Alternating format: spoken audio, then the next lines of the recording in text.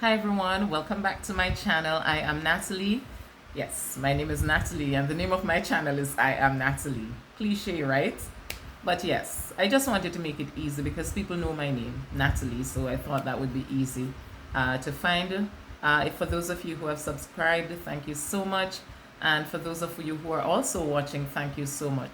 So these are 5 things now I'm going to tell you. In my last video, I told you 5 things they never tell you about dialysis. I have my notepad, so let me just recap. 1, how difficult it is to get access and how easy those accesses are to fail. 2, the amount of surgeries you have to do. 3, the complications that may arise as a result of being on dialysis. 4, the high death rate. And 5, how difficult it is to get a transplant. So now I'm going to share with you 5 things that you should know about dialysis. And this is for people who are on dialysis. 1, the diet is very difficult. I call it a cardboard diet. And remember that I'm only sharing my experiences with you, right? I can't speak for another dialysis patient because their experiences might be different. And I'm sure that there are those who might have similar experiences. But the diet is difficult. So I suggest that people read. Learn what you can tolerate, what you can't tolerate, and the amounts that you can tolerate. Learn what your levels are. How much potassium you're allowed between dialysis sessions.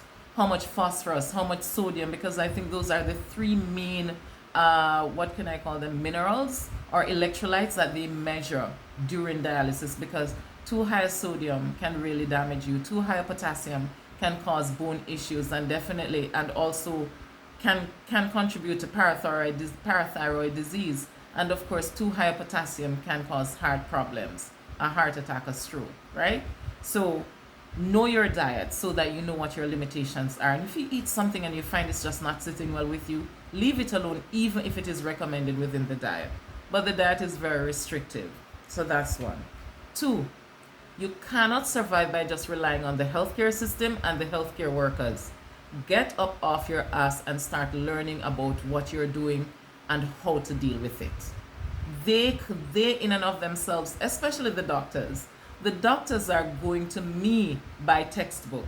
You go in, you're having feet pain and it's consistent, they raise your calcium medication. If that doesn't work, they send you to do a CT scan to see if your parathyroid disease, sesame scan, to see how active your parathyroid disease is. If you have that, nobody's trying to find a way to get that to reduce outside of that calcium tablet. Then they're just going to send you to do the surgery. Case in point, surgery, right? So I had to get 2 of my parathyroid glands removed. It should have been all 4, but for whatever reason, sometime during surgery, the doctors decided that we'll just do 2. When I tell you I have stories for you. So yes, so you have to really pay attention, to the diet and what you can do, and just understand. Number 2, you can't rely solely on the healthcare professionals. They're there to help you. Healthcare professionals, but they're there to help you. It means that there is some responsibility on you to take care of yourself. Them can't come home and bathe you. Them can't come home and feed you. Them can't come home and tell us to make sure you take care of your catheter in terms of ensuring that it keeps dry, ensure that it keeps covered, ensure that you're not getting it dirty, you're not getting it wet, and you're not trying to do anything that could give you an infection, right? So that's 2. Number 3, infections and fluid overload are serious things. Okay? As I said, you can get an infection, whether it's a catheter. To me, you can get an infection in a fistula too. But probably it's more prone to clotting, but catheters get clotting in them as well. And once you have that, you can't get dialysis. It means you need a new access, or you need to find a way to fix that access. When I had the graft, I tried fixing it. It didn't work. I got an infection. The infection led to, the graft stopped working.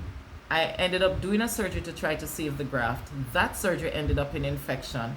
That infection meant I now had to remove the graft. And after removing the graft, I ended up with severe nerve damage on this hand. And to this day, I don't have 100%. This hand, I probably have about 40% use of this hand to this day. And that's after intense therapy, right? So that's it. So infections and fluid overload. Fluid overload means that you're drinking more than your whole lungs can manage and your body can manage, because most of us don't urinate, and therefore we rely on dialysis to remove whatever fluid we put into our systems, right? Whether it's tea, coffee, whether it's juice, water, a porridge, a soup, it does not matter. Any kind of fluid you put into your system, you're more or less relying on the dialysis to take it out. And so therefore, if you put in too much that your body can't manage, you could well end up with further complications such as fluid overload, which could well take your life. All right, so number 4, dialysis is like any other mechanical business. You picture you have a mechanic shop, and even the things, the what do you call it? The things that you have in there to use to fix the cars that come in, it's the same thing with dialysis. So the machines in the mechanic shop can break down, and the machines in dialysis centers do break down too.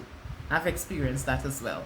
And therefore, the onus is on you to ensure that you manage yourself so that if you have these disruptions, whether due to mechanical service, mechanical malfunction of the machines, whether due to water disruptions, because dialysis uses a lot of water, treated water at that, or whether it's just natural disaster and you can't get to dialysis, which I've also experienced already, had flooding and I couldn't go to dialysis. These things can happen. And when these things happen, it means chances are you may have to miss a session. So what you have to do is that at all times, you have to ensure that you manage your fluid, you manage your diet, you manage your rest, and you take the best care of yourself that you can, so that if there are any disruptions, it does not affect you too adversely.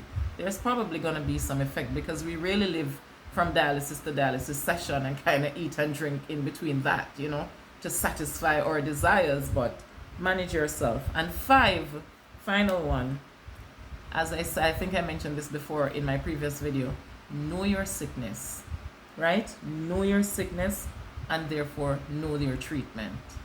If you do not know what best practices are to be employed in dialysis, you can't ensure that you're getting them. So there are patients who will just come and they just sit and they leave everything up to the nurses. They leave everything up to the doctors. But then you don't know if you're getting best care unless you take an interest in what is happening with your life and make sure that you know how your catheter is to be cleaned, how it is to be dressed, what the nurses or technicians are supposed to be doing. And there's absolutely nothing wrong with questioning the doctor too. But if you don't do any of those, then the thing is that you can't ensure that you're getting the best care. So know your sickness so that you know how to treat with that sickness, and know your care so that you know if you're getting the best care possible. So thank you so much for listening. Thank you for subscribing. And of course, I'll be uploading another video very soon to tell you some more about my dialysis journey. Maybe in the next video, I'll tell you about all these surgeries that I had and the resulting effects of them. You might be shocked. Have a great day, guys. Bye-bye.